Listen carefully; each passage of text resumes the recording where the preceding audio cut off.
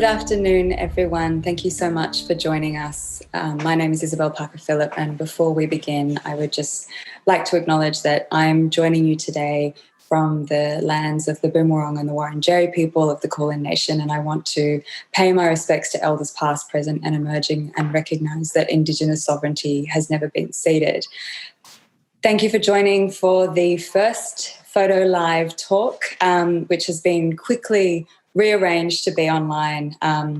It was an event that was meant to be in person, but due to the recent lockdowns in Melbourne, we've had to quickly pivot and go online. But it's meant that we can broaden the scope of the event. Originally, I was going to be in conversation with Grace Wood, who's one of the artists featured in Garden Variety, Photography, Politics and the Picturesque, an exhibition commissioned by the Royal Botanic Gardens Victoria for Photo 2021 International Festival of Photography. But because we're now online, we can also be joined by Emmaline Zanelli and Luke Parker, who are calling in from Adelaide and Sydney, respectively. So thank you all for coming. It's a wonderful opportunity to connect with three artists, and Emmaline and Luke were meant to be in Melbourne for the opening of the show, and with all that's going on, they haven't actually physically seen their work in situ. So it's, I'm sure, a very surreal experience for them. We're going to be accompanying the presentation with a slideshow with some in-store photographs, but because of what's been going on, the show hasn't been comprehensively documented yet. So we will be supplementing that with reference images where needed. Garden Variety is an exhibition that is site-specific from all its angles, from the way that it is realised on site, from the references drawn by all of the artists. It's an exhibition that was really made in dialogue with the Royal Botanic Gardens, and each of the artists conducted site visits. They worked through the archives and the collections library at the gardens to make new work. These are 7 new commissions that are being debuted for the show, and so it's going to be an incredible privilege to be able to hear from the artists about the generation of these works and the process of making them, because it's been a project that is a little bit different from an ordinary exhibition that goes on white walls in a gallery space. It's an exhibition that is situated outside, that is woven throughout the gardens, that sits in quiet dialogue with its surrounds. Each of the installations are situated at different spots in the gardens, and the structures that they sit on frame the landscape as much as the photographs themselves. And that was very important from the outset, that the gardens were never to be treated as a backdrop, but really to be treated as part of the exhibition itself. Garden Variety looks at the complex history and complex identities of the Melbourne Garden site. We often think of botanic gardens or public spaces, public parks, as idyllic moments of respite from the urban metropolis. But a site like Melbourne Gardens has a very rich and a very complex history.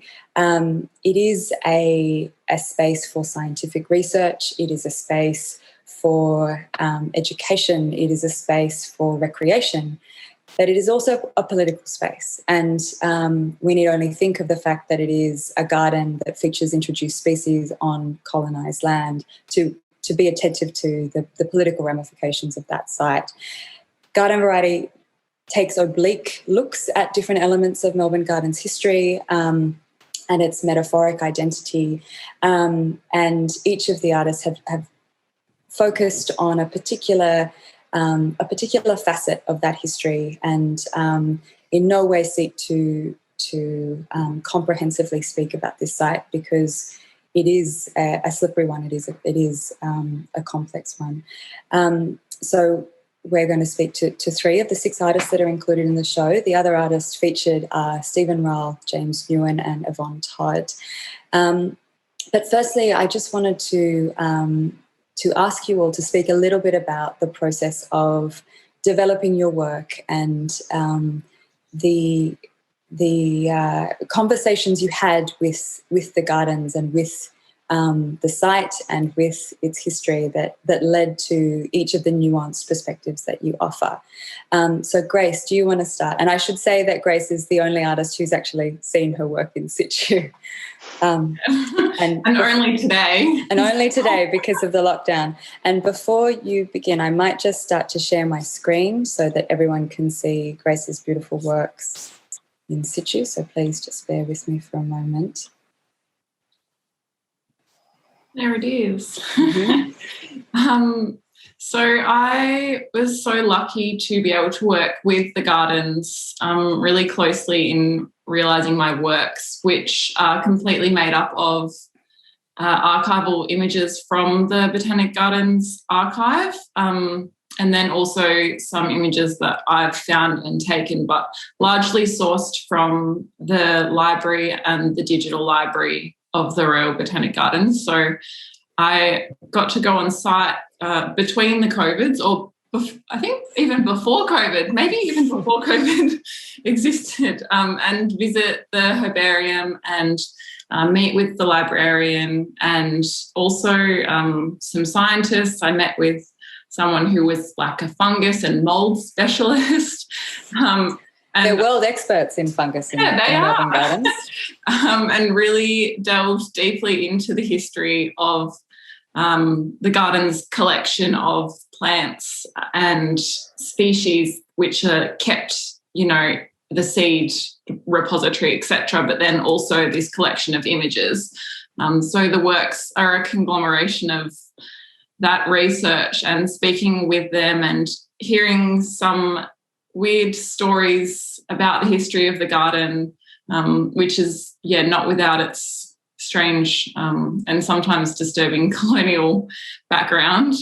As you'll see if you go and see the show and look at these shovels that are in the other space. But it was really great to be able to work those through to end up with these collages, which you kind of have to, it's hard to tell from this image, but there's a lot going in there. So you hopefully walk through and around the works and then can interact with them all separately and from there form a whole view of this archive, this incomplete archive that I've created from the archive. Mm. And the way that each of these images operate almost like a field. They're not single photographic compositions that are meant to be seen in isolation. They really are meant to sit against, in front of, adjoining each other, so that it's almost a collage made up of collages. And integral to that is the fact that you encounter this within a rest house, one of the rest houses. It's the Rose Pavilion Rest House. And so it is a space that is discrete. It's got a circumference, and when engaging with the work, you can walk in and around it and really see it almost as a kind of sculptural installation as much as a photographic display. And I've felt so lucky to be able to work through that with Isobel and the team of designers and architects that have put this together, because I really love in my work being able to do that, because a photograph really is an incomplete object, and I'm always trying to subvert the image in the way I install the works so that you never see one whole thing and you're always seeing fragments. So the way of realising it in this area, and that you can walk around and through it and see a lot of different angles, views, bits are cut off, etc. I really love that. And also on the behind there's a yellow perspex, which functions almost as a mirror, and when you're walking through it reflects the other works and also the trees and gardens outside, which I really love, and I'm so glad the way that's worked out in person as well. It's just added another layer to those chopping bits that you get when you walk through the work. Yeah, and I think that this image can communicate a little bit about the way that elements of the scenery that you can see in the pavilion itself become part of the composition. They become stitched into the plane of images that occur across each of these structures. And all of the structures, the premise for this show was really to have a soft footprint, to not impose an artwork on the gardens such that the gardens is eclipsed and becomes nothing more than a backdrop, but really to pull into focus the landscape and the locations. And as you can see in these installation frameworks here, each has been designed for the specific location and for the specific artist's work by the wonderful exhibition design team, Yusuf Sai and Hart.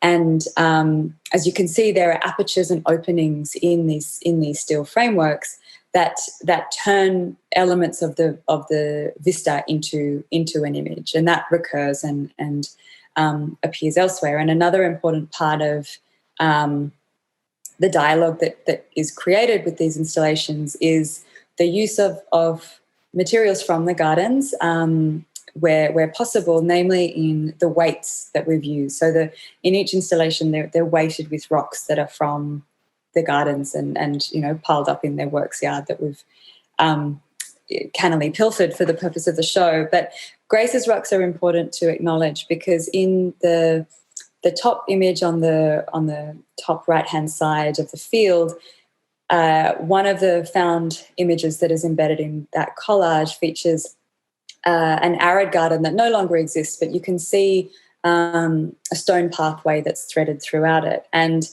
the stones that are on that pathway are the very same stones that are weighting Grace's works down, which was actually a moment of serendipity that we didn't know until we were physically installing. But kind of speaks to the importance of maintaining the lineage of that space. Really, there's not that much difference between those stones and these little fragments of the images that you see in the work, and they function quite similarly, really, as these incomplete snapshots of the past history of the gardens. Yeah, which have been cut up but have been composited but have stayed in the same place. In the same way that these images, which are all housed in the herbarium up the road, now find new life and new animative force in these collages.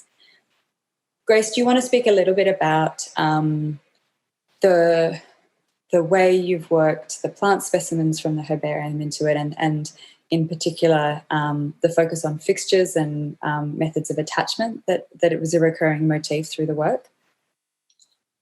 Yeah, I've used, as you can see, with the ruler and the little colour chart thing in the corner of that large image, these ways of recording and documenting collection items, both while they're in the field and then once they're brought back into this more scientific location. A lot of the photographs that I was really interested in were taken while these scientists or explorers were out in the field trying to find new species or document species in their natural habitat, which is a very interesting term because the gardens is obviously completely constructed, and they're these fake natural habitats.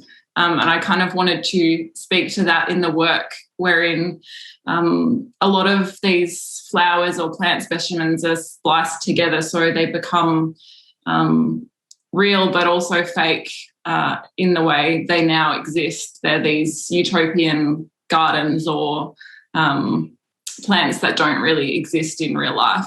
But yeah, the way they would take these photographs of these items out in nature and then bring them back in, they were always quite strangely tethered by a bit of tape or some blue tack, or the photographs would have people's hands in them for scale, or a seed pod is documented on someone's palm and you see the lines on their skin in relation to these natural items, and just the way that nature is interacting with the man-made and the personal. I found a lot of those moments really beautiful, so I really liked bringing those into the works. So some of those images are hiding in there if you look closely. Yeah, there's it's a kind of rich resource in and of itself to delve into the micro moments that populate this work. In thinking through the garden's history, it's important to acknowledge that while today the practice of botanical collection is really integral to maintaining biodiversity and to the importance of research into climate resilience, it has a very botanical collection has a very also a problematic history that's bound up with imperialist intentions, and the removal of an Indigenous name of a plant and the attribution of a Latin name, the relocation of species to be propagated in botanical collections across the world is a fraught one, and one that needs to be acknowledged when thinking about a space like this. Yeah, it's really all about theft when you look at it in these historical terms. I mean, even that image of the cactus garden with that pathway through it, that's Guilfoyle's garden that he created, and he was appointed to the gardens because they wanted it to be more picturesque, and they were kind of getting rid of a lot of the native trees that had grown on the lands, obviously for thousands of years. And he created this arid garden with these cactuses, which are obviously all introduced species that he'd collected on his travels. A practice that wouldn't probably be allowed, now, I'm sure. And from there, put them in there, took ownership of them, and they became what they are now, but they certainly weren't his to take. And in your work, the plants almost feel semi-anthropomorphic. We see them tethered down, we see them held down, and the act of cutting a sample and holding it fixed to be dried out for posterity suddenly takes on quite an emotional force, I feel, when you see just... it can become so violent. But I think an archive is kind of like that anyway, and especially this archive that I was so lucky to go through. A lot of the images are not really labelled, or there's nothing going with them to tell you where they're from or what they mean, and so you kind of end up making up your own stories about these images and their source, and repurposing or stealing them again, I guess. Yeah, and it's the attribution of new narratives is what your work is doing here in clashing plants together so they feel like odd hybrids, and creating new fields for them. Yeah, thank you, Grace. So I might move on and show you an image of Luke's work. Luke's work is in a very different part of the gardens. It's actually outside near the observatory buildings, which have been on the site since the 19th century, and Melbourne Observatory was one of the most resourced observatories in the Southern Hemisphere. So when it was operative, it was providing important data for weather forecasting and the standardization of time, as well as celestial observation. And the structure that you can see in the background of Luke's work is the photoheliograph dome, which was constructed for the express purpose of viewing and tracking the transit of Venus. Luke's work also plays with celestial observation, but in a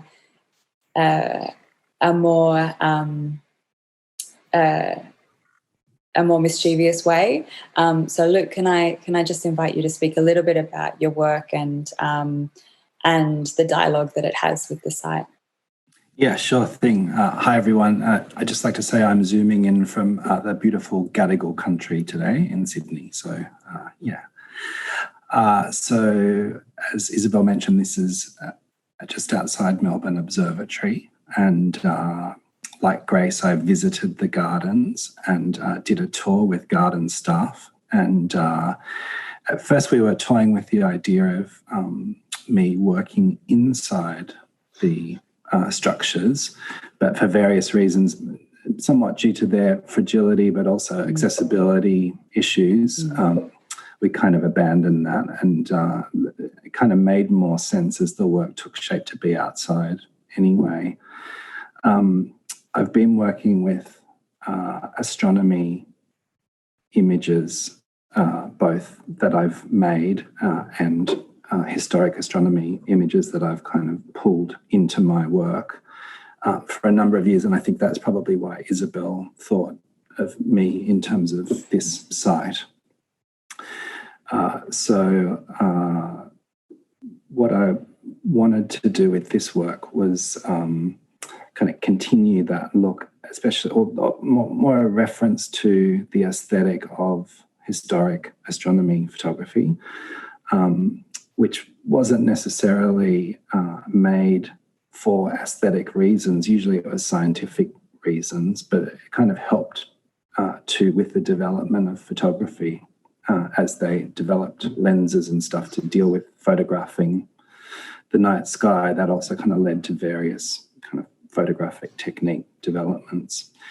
And I'm quite fascinated with those early photographs in particular, and they'd kind of started to appear in my works probably from about 10 years ago.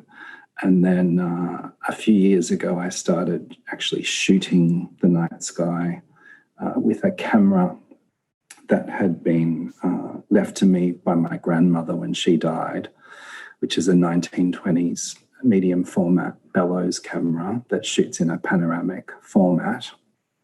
It's quite a rudimentary camera, and so the most successful images that I could make with it were kind of time-lapse exposures. Really the kind of the thing that worked best was a photograph of the moon. And so I started kind of taking kind of shots of the moon and I'd kind of implement a system. I was looking back at kind of conceptual art photography in particular, and how,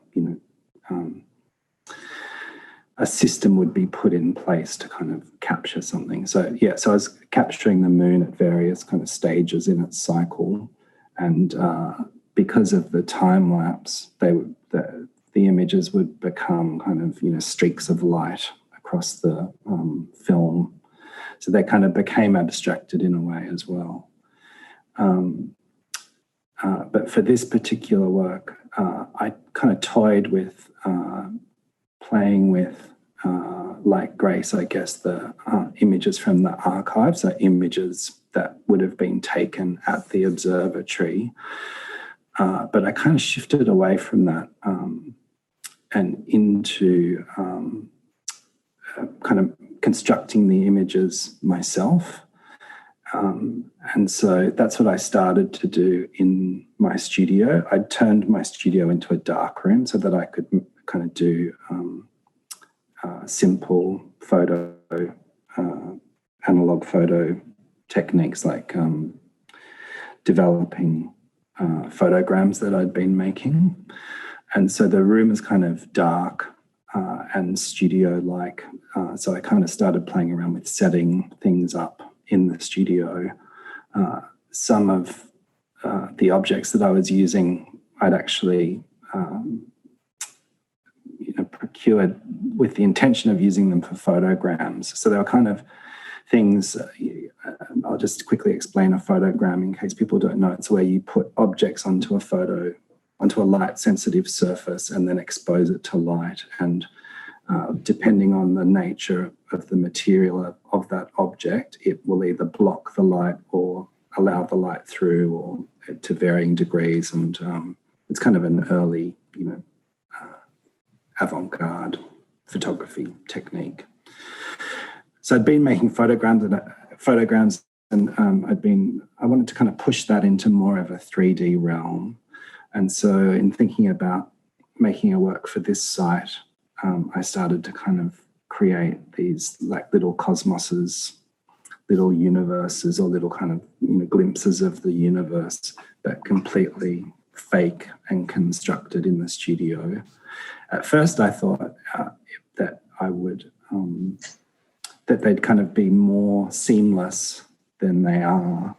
But quickly I kind of embraced the idea of being able to see all of the kind of tricks. So it's hard to see from this photo, but as you approach them, they stop looking like real astronomy photographs, and they kind of reveal themselves as quite kind of constructed and fake. You can see, the bits of string that I've used to hold up the planets, and you can see that the stars are actually just kind of shredded paper that I've scattered on the floor. And I'm quite interested too in early cinema, and early special effects and that kind of thing. So I think that aesthetic kind of crept in as well. And the structures that Belle, the designer, the architect, created, we talked about referencing the shapes from the observatory, but also from the instruments and cameras and telescopes that they would have been using in the observatory. So that's where a lot of the kind of curves come from.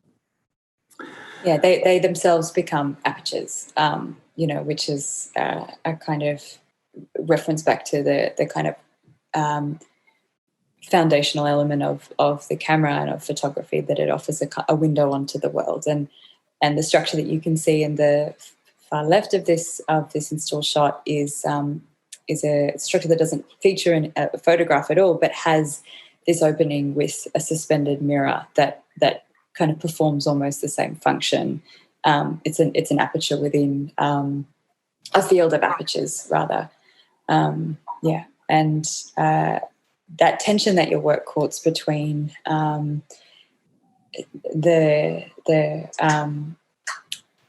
what can easily feel like a photograph of the cosmos, and then images where you can see the power board in the background of the image. That tension is wonderful to engage with on site, because this is a work that sits outside the gate of the gardens.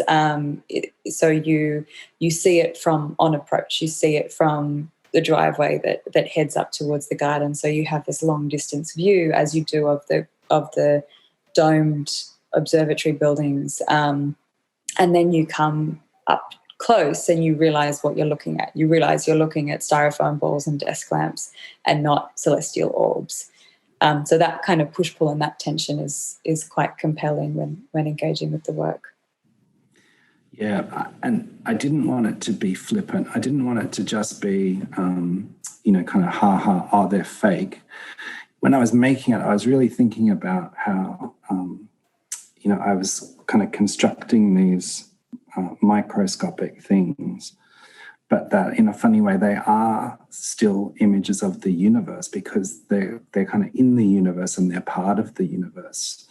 And so I was kind of really trying to play with macro and micro, and also kind of by inverting or turning the images to be not landscape, to kind of play on, vertical and horizontal. And a lot of the images are inverted from the way that I took them, so they're upside down.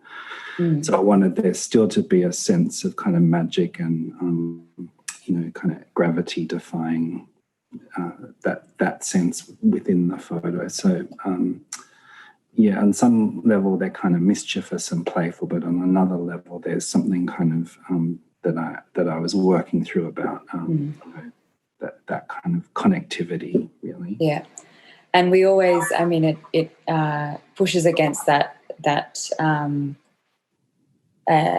presumption that we all carry, no matter how well aware of the mechanics of photography we are, that a photograph reflects the world back to us and shows us the way things really look. But and especially in a field of scientific enterprise, we expect that the images that we encounter tell the truth.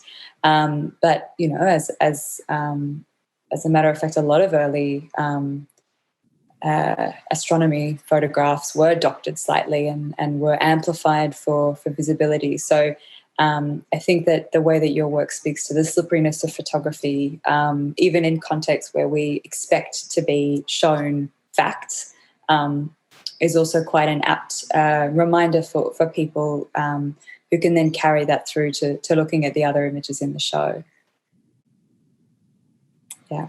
So then Emmaline's work, which we unfortunately don't have an install shot of, but we can speak to how they're situated.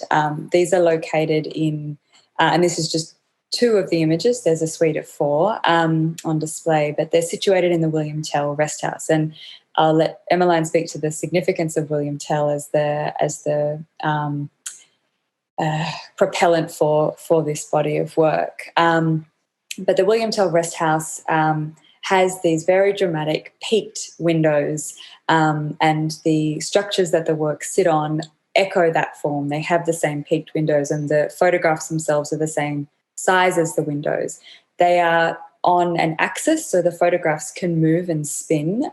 So there's a pair of images that have both the front and the back featuring photographs. So there's always 2 in dialogue with one another, but it's a fluid dialogue. So Emmaline, do you want to speak a little bit about how you approach the work and the hook that is William Tell? Definitely. Before I start, I want to acknowledge and pay my respects to the Kaurna people. They're the traditional owners of the land that I'm speaking from today. I live on, and I made all my work for the show on Kaurna country, and I want to pay my personal respects to their elders past, present, emerging and future, and also acknowledge that the Kaurna sovereignty was never ceded. So I made work in response to the William Tell Rest House. Just over a year ago, or in early January, actually, last year, I think it was, I did a visit to the gardens, and I got to ride on the staff buggy with Mark Lowry, who is a producer there. And I think we've all had a ride on the buggy. Yeah, my highlight. I've been holding on to the back of it the last week. I wanted to go on the buggy. Oh, you have to go back. And while I was on the buggy getting like a really amazing comprehensive tour of the gardens, I said to Mark, I don't really know much about this space. I don't remember having been to the gardens before. Who is William Tell? And he just turned to me and started humming the William Tell overture. And I was kind of like, oh, wow, that's who he is. Not like, but really in my mind, what was kind of conjured was this cat and mouse chase scene of Porky and Daffy from Looney Tunes. So I was like, I recognise something to do with this person, but I'm kind of, by the look on Mark's face, I wasn't necessarily thinking that we had the same understanding of who this person was. But I think that Mark did hum that to me because from what I remember, he has a history in theatre and opera. Yeah. So there is a William Tell overture, which is really famous. It goes like dun dun dun dun dun dun dun dun dun, and it's used like all the time. It's used, but it was written in early 1800s, premiered in 1829. Anyway, when we got to the house, I was like, oh, I actually remember this because when I was 10, my mum took me to the gardens there when I had just gotten my first like mini dress. And she took a picture of me in the rest house. So already there was like kind of some personal relationships that kind of started popping up. And that kind of, I did spend a day in the library at the gardens, which was really interesting to me as well. But I really found that having this kind of, like I'm quite interested in pop culture references, kind of I think more and more so. In my practice, and so having this kind of personal memory of having my photo taken in my first mini dress in the William Tell shelter and then the Porky and Daffy cat and mouse chase really made me think I really want to make something about this guy. So William Tell was a sort of a Swiss revolutionary who is kind of credited with being the person who allowed Switzerland to have its independence from Austria. And he's credited with making famous the gesture of shooting an apple off of, he shot an apple off of his son's head as a challenge from the sort of Austrian dictator at the time, Albrecht Gessler. And then he was captured and then they were taking him away on a boat to be executed, and the weather got really rough, and they said, oh no, we're all going to drown. And he said, if you just let me out of my chains, I'll save the boat, and don't worry about it. And so they did, and then he kind of made his way to safety and then turned around and shot them dead as well. And that's kind of this moment that is credited with being the sort of the start of Swiss independence. So I think it's good to mention that that story of him, because in the context of the name of the show, the politics and the picturesque, I think that, like, knowing that, to me, that gesture of the apple shooting is not necessarily political for me, but it definitely was first made famous as a political gesture of kind of saving his country, and it's kind of become this really condensed gesture of independence for Switzerland. So I kind of, after having those two initial references, kind of went home. Then a few days later, encountered someone else and said, I make this work about this guy. And said, do you know William Tell? I'm like, no. So I hummed the tune to them, and they said, oh, that's the theme song for The Lone Ranger. I was like, don't know what that is, but that's another really famous Western show, like black and white TV show that features the William Tell Overture. And so already it's sort of like snowballed from there, with me trying to find what other pop culture references had kind of recycled or remixed in some way either the music associated with William Tell or the apple shot gesture.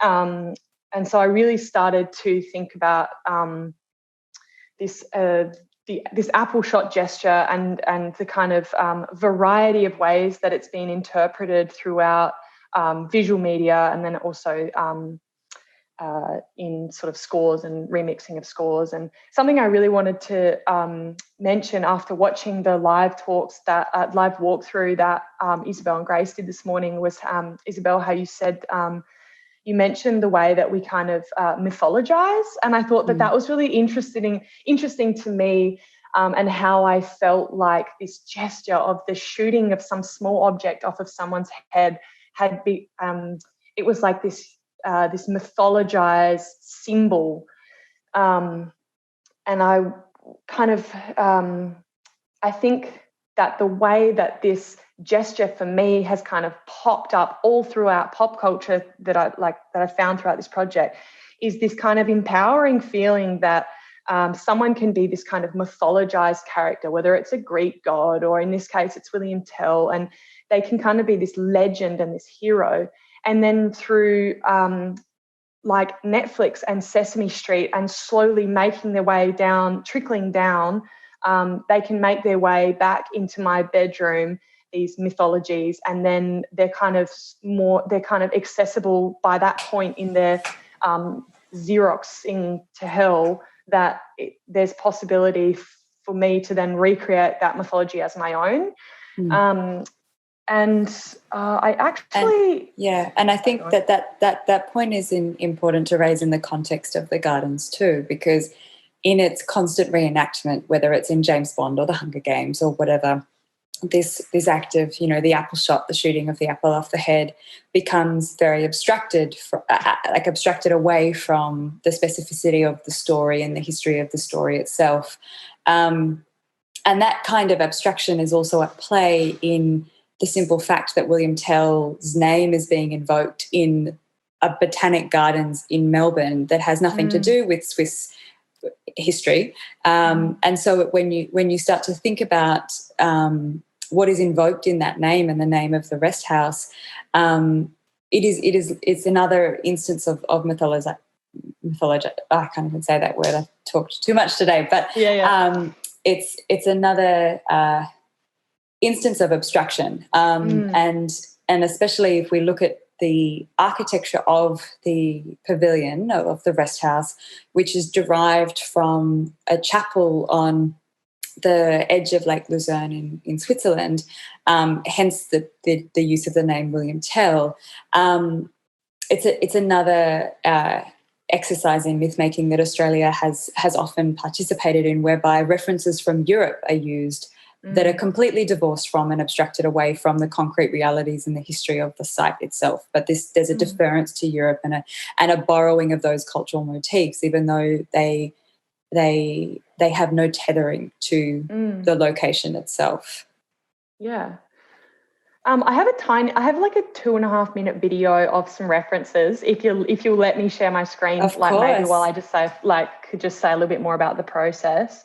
I will just stop sharing so you can take the steer. Okay, cool. Because oh yeah, I'll share my.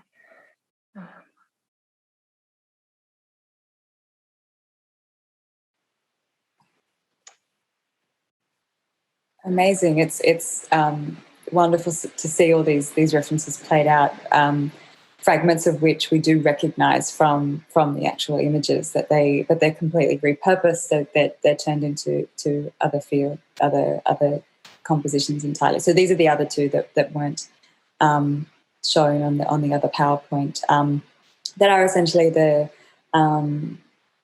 other sides, and when the work is interacted with, when it's spun, it almost echoes and reperforms the apple shot itself, because there's a precarity to the way that the images sit in their structures, that they can be spun.